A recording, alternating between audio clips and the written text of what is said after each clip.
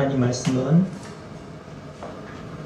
누가복음 2장입니다. 누가복음 2장 1절에서 7절이고요. 신약성경 89페이지에 있습니다. 우리가 잘 아는 대로요. 예수님은 마구간에서 태어나서 구유에 누이셨습니다. 예수님이 태어나신 곳을 마구간이라고 하는 이유는요. 구유라는 단어 때문인데요. 이 구유는요. 헬라어로 파트네라고 합니다. 파트네. 이것은요. 가축이나 물에게 먹이를 주기 위해 담아놓은 여물통. 그러니까 밥그릇이죠. 가축들의 밥그릇을 얘기합니다. 말합니다. 초대교회 교부였던 저스틴은요. 이 마구간이 동굴이었다고 얘기를 합니다. 그리고 콘스탄티누스 대제가 이 동굴 위에 기독교로 공인한 대제죠. 그가 이 동굴 위에 교회를 짓게 했는데 당시 모습 그대로는 아니지만 지금도 그곳에 그 교회가 위치하고 있다고 합니다. 제가 아마 그 주보 한쪽 편에 그 사진을 하나 넣어놨어요. 주보 그 안쪽에 보시면 지금 이 가옥의 구조가 그 당시 가나안 지역에 거주하던 사람들의 전형적인 그 집의 모습이라고 합니다. 그러니까 우리가 생각하는 우리의 그 집과는 좀 형태가 다르죠.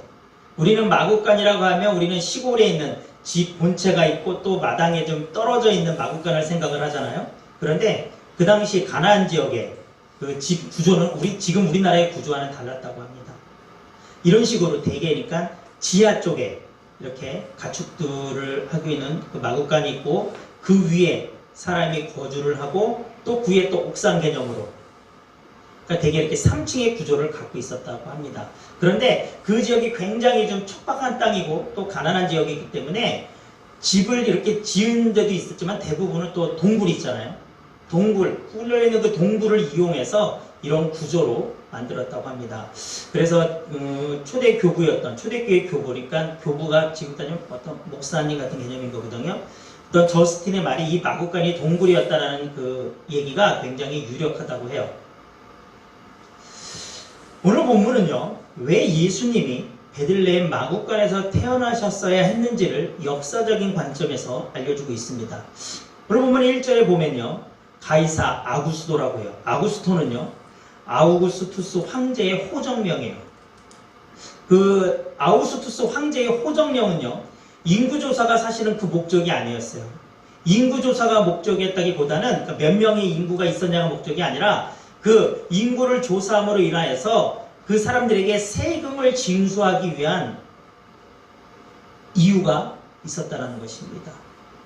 그래서 그것은요, 그 당시 그 문헌에도 기록되어 있다라고 합니다. 가이사 아구스도는요, 저녁에 세금을 내라는 명령을 내립니다. 그래서 호정령의 기간 중에 요셉은 어쩔 수 없이 호족을 등록하기 위해서 자신이 살고 있던 나사렛에서 베들레헴으로 가게 됩니다.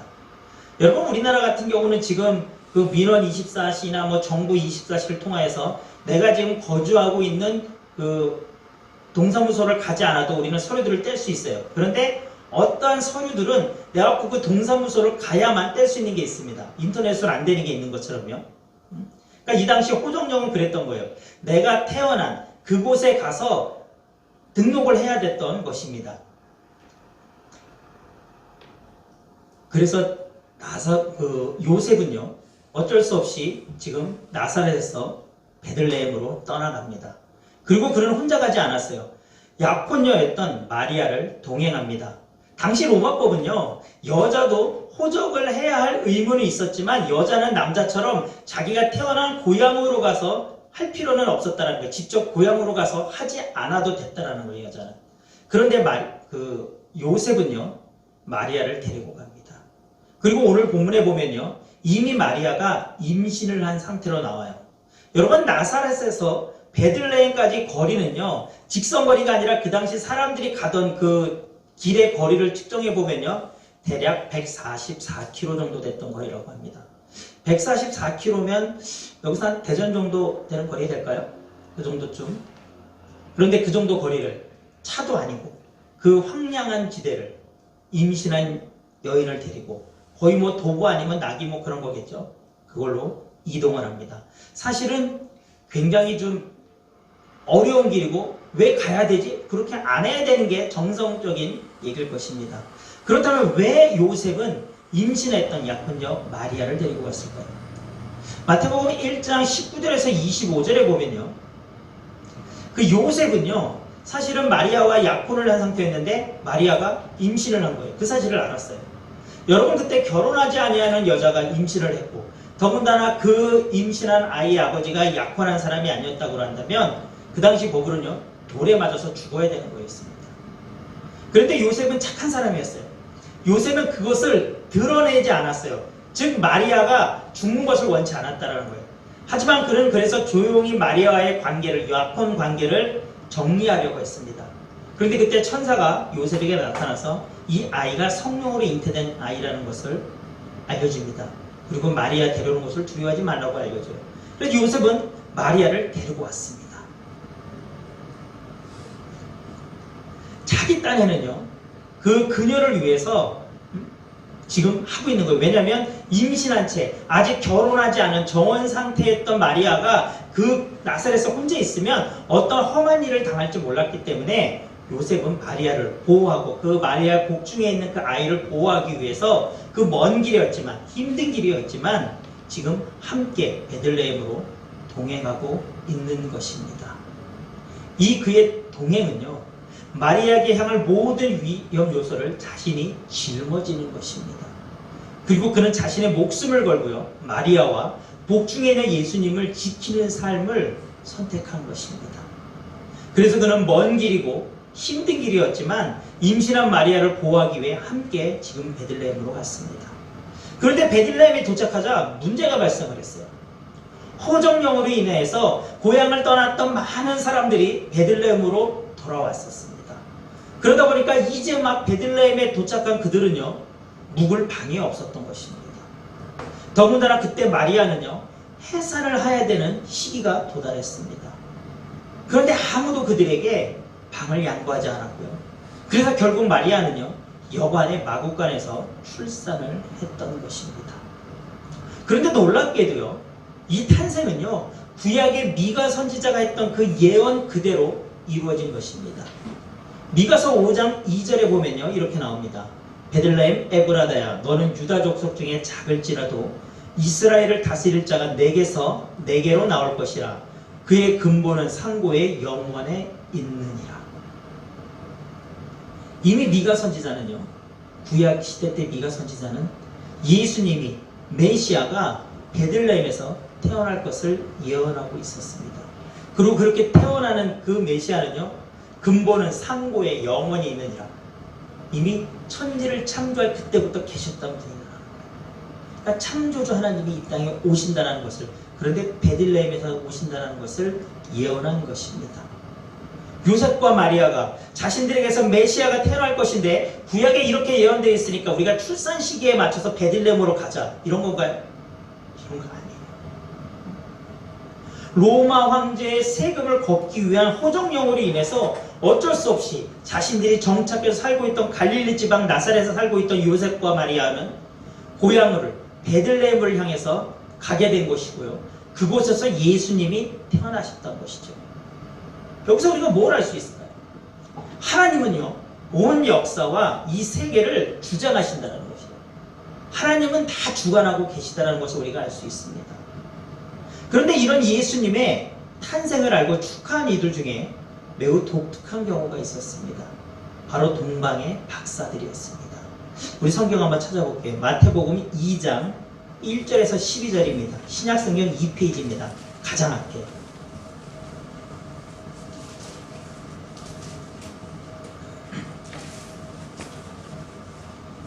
마태복음 2장 1절에서 12절, 신약성경 2페이지입니다. 우리 같이 한 절씩 교독하면서 읽겠습니다. 제가 먼저 읽겠습니다. 헤롯 왕 때에 예수께서 유대 베들레헴에서 나심에 동방으로부터 박사들이 예루살렘에 이르러 말하되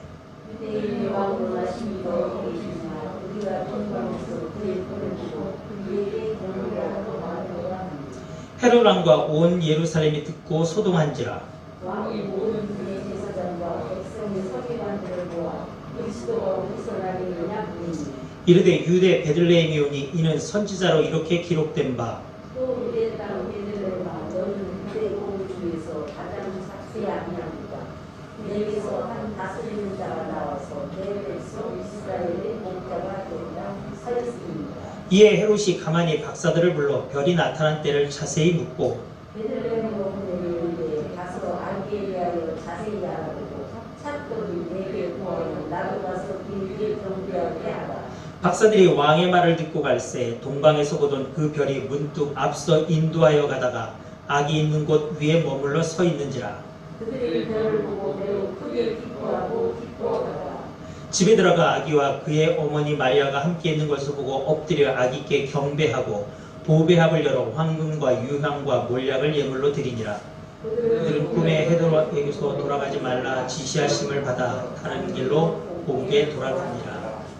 동방의 박사들은요 원래 별을 연구하는 사람들이라는 뜻입니다. 요즘으로 치면 천문학자나 별을 보고 미래를 예언하는 점성술사일 것입니다.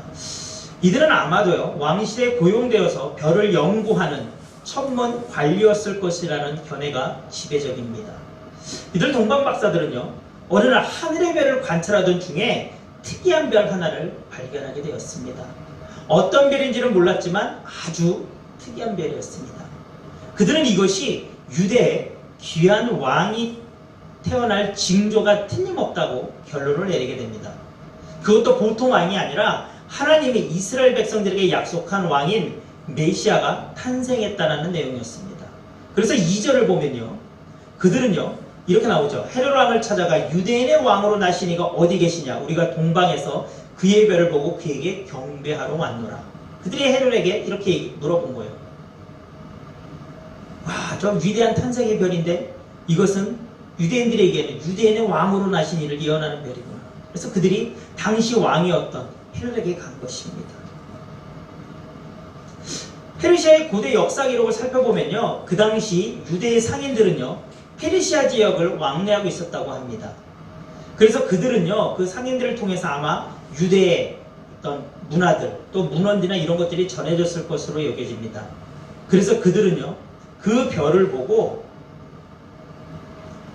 이 별은 유대 사람들이 얘기하던 메시아의 탄생의 별이라고 생각했을 것입니다.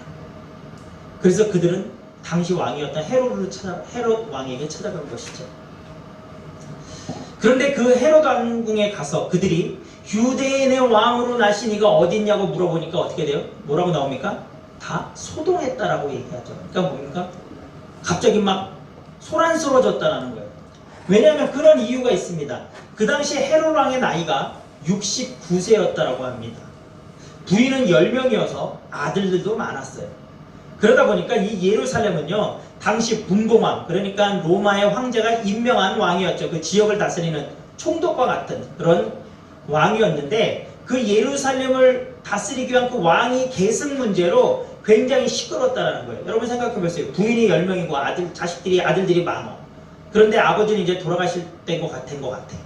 그럼 어떻습니까? 서로 왕이 되려고 얼마나 그 궁중 안주가 심했겠어요. 그런데 뜬금없이 박사 3명이 오더니 유대인의 왕으로 태어난 이가 어디냐고 우리가 그 별을 보고 왔다고 하니까 거기 입장에서는 갑자기 날벼락이 난 거죠. 뭔 소리야? 무슨 소리야? 패가 뒤집힌 것입니다. 그래서 헤롯 왕이요 제사장과 백성의 서기관들을 모아서 물어봐요. 그 동방 박사들 듣기를 그리스도가 어디에서 나겠냐고 물어봅니다. 그러니까 대제사장과 그 서기관들이 뭐라고 얘기를 합니까? 유대 베들레헴이라고 얘기를 합니다. 이들도요 아마 제가 처음에 아까 읽었던 미가서 5장에 나오는 그 성경 속의 예언을 떠올리고 대답했을 것입니다. 다시 그 별을 이동합니다. 동방 박사들은 그 별을 따라서 움직이기 시작합니다. 그리고 그 별은요 베들레헴 작은 마을 마구간에 머물렀고요. 이 동방 박사들은요 그곳에 들어가서 그 아기와 어머니 마리아를 보고 엎드려 경배합니다. 그리고 그들은 보배합을 열어서 아기 예수님께 예물을 드립니다. 11절에 보면 황금과 유향과 몰약을 드렸다고 합니다.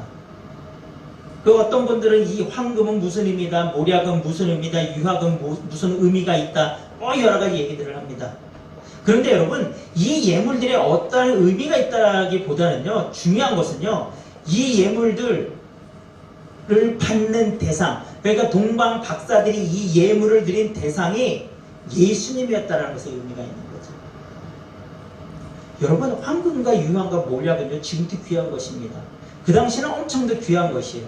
그런데 이 동방의 박사들이 가난한 지역인 베들레헴에, 그것도 마구간에서 강보에 쌓여서 그 여물통 그 위에 누워있는 그 예수님께 그들이 그 귀한 예물을 드렸다는 거예요.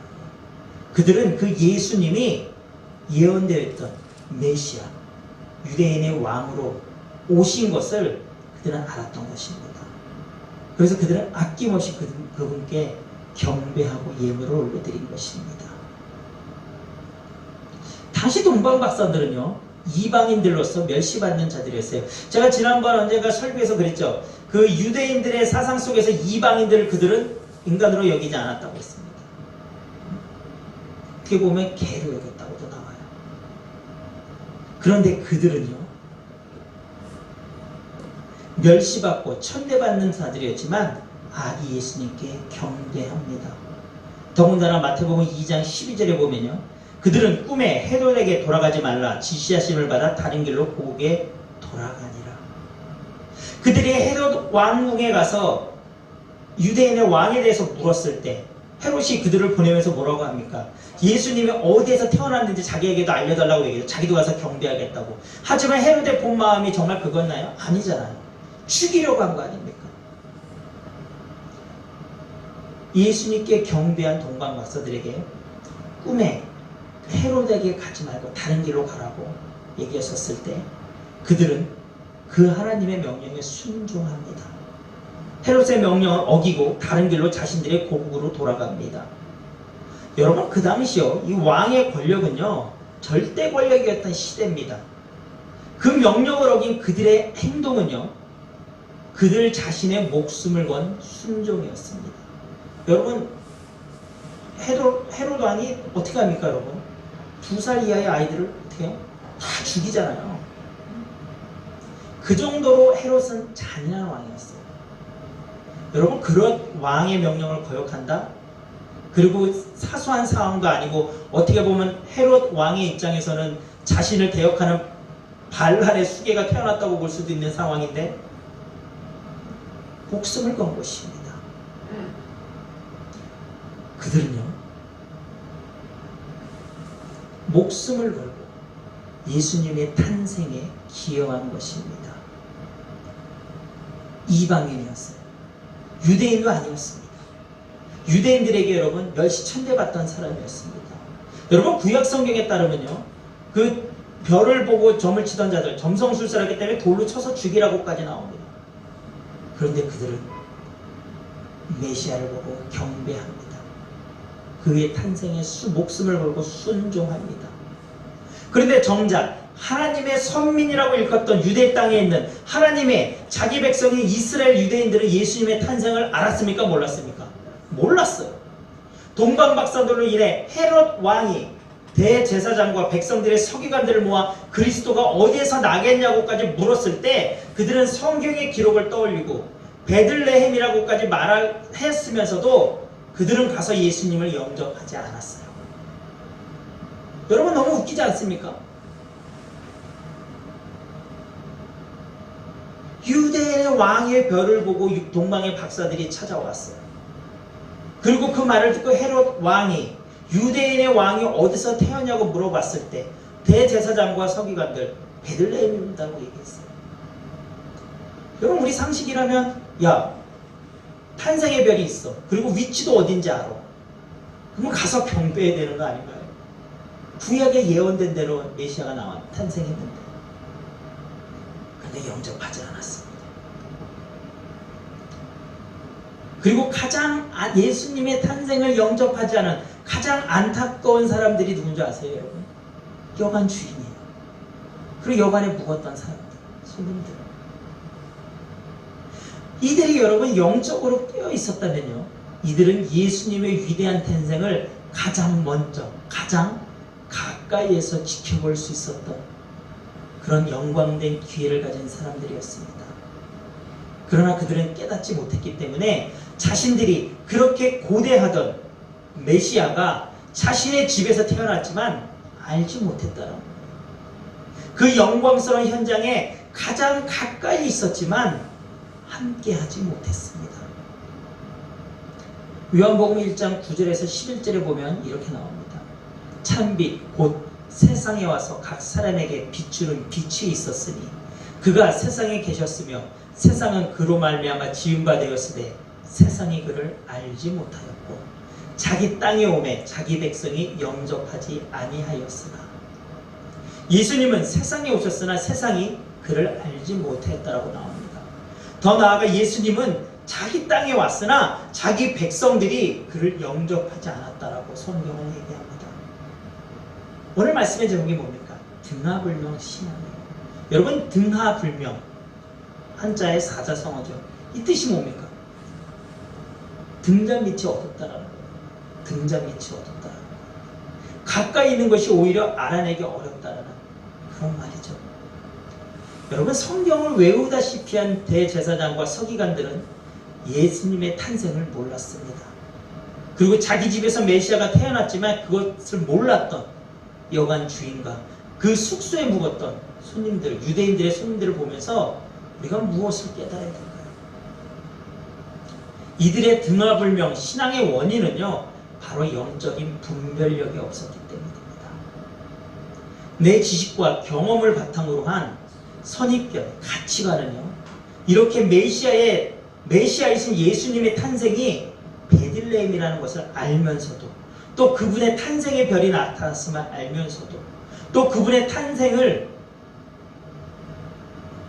알았으면서도 깨닫지 못합니다. 경배하라고 하지 않았습니다. 또한 예수님의 탄생의 순간에 가장 가까이에 있었으면서도 보지 못하는 결과를 만들어냈습니다. 이런 깨닫지 못하는 영적인 무지함은요, 메시아라는 위대한 탄생에 함께하지 못하고요, 경배할 기회도 놓치게 했어요. 아마 그들이 이때 메시아이신 예수님의 탄생을 깨달아 알았다면 그들의 삶은 구원의 삶으로, 하나님의 자녀의 삶으로 바뀌지 않았을까요? 오늘은 성탄주일입니다. 전 세계가 축제로 성탄절을 보내고 있습니다. 그러나 예수님의 그 구원의 은혜가 저와 여러분에게 감격이기 때문에, 예수님의 탄생이 내게 기쁨이 아니라면, 그것은 우리에게 이 성탄절의 예배가 온전히 드려진 예배가 되겠지만, 예수님의 그 구원의 은혜가 내게 감격이 아니라면, 그래서 예수님의 탄생이 내게 기쁨이 아니라면, 여러분, 우리는 여느 세상 사람들과 마찬가지이고요, 그냥 분위기에 휩싸여서 성탄절을 축제로 즐기는 사람일 뿐입니다.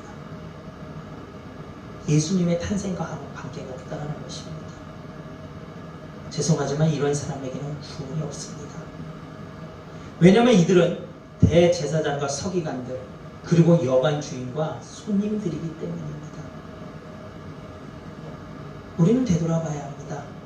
지금 나의 신앙은 등하불명의 신앙이 아닌지 우리는 우리 스스로를 수없이 살펴봐야 합니다.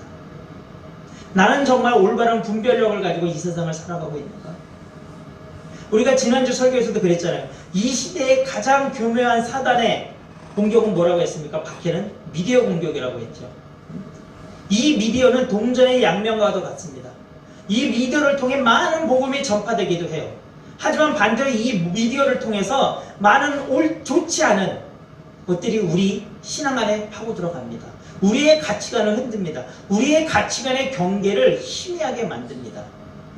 그때 우리에게 가장 필요한 것은 뭐라고 말씀드렸습니까?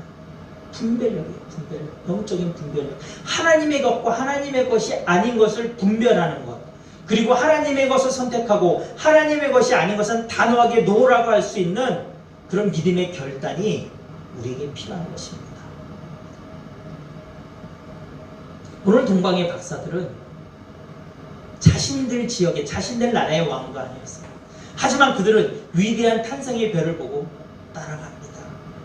그리고 그곳에서 정말 초라하고 빈약한 환경 속에 있었지만 그들은 그 별의 인도하심을 믿었기 때문에 메시아로 오신 예수님께 경배합니다. 그리고 목숨을 걸었습니다. 여러분, 우리의 신앙이 이래 되지 않을까 싶습니다. 지금 시대는요, 정말 영적인 분별력이 아니면 분별하기 어려운 시대입니다. 나의 가치관과 나의 지식을 갖고 판단해서는 정말로 여러분 잘못된 길을 가기가 너무나도 쉬운 시대에 우리는 살고 있습니다. 우리 마지막으로 성경 구절 하나 찾아보겠습니다. 골로새서 4장 2절입니다. 신약성경 327페이지에 있습니다. 골로새서 4장 2절, 신약 327페이지입니다.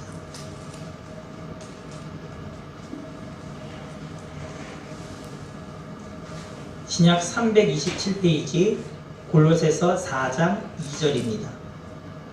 우리 찾으셨으면 같이 한 목소리로 두 번 합독하겠습니다. 기도를 계속하고 기도에 감사함으로 깨어있으라. 한 번 더 읽겠습니다. 기도를 계속하고 기도에 감사함으로 깨어있으라. 여러분, 우리가 깨어있는 영적인 분별력을 갖는 방법은 하나예요. 여러분. 계속 기도하고요, 말씀 묵상하고요, 감사함으로 하나님께 날마다 나가지 않으면 여러분, 우리 분별하지 못합니다. 여러분, 분명히 말씀드립니다. 영적인 분별은요, 성령님의 역사하시로만 옳게 분별이 되는 거죠. 내가 아무리 많은 지식을 갖고 있고 내가 아무리 많은 경험을 했었어도 그 경험의 가치관을 갖고 분별되는 것이 아닙니다. 영적인 분별은 오직 성령님의 조명하심으로만 가능하고, 그 성령님의 조명하심은요, 기도와 간구로, 기도와 말씀 묵상으로 내가 계속 나아갈 때 내게 명확하게 들려집니다.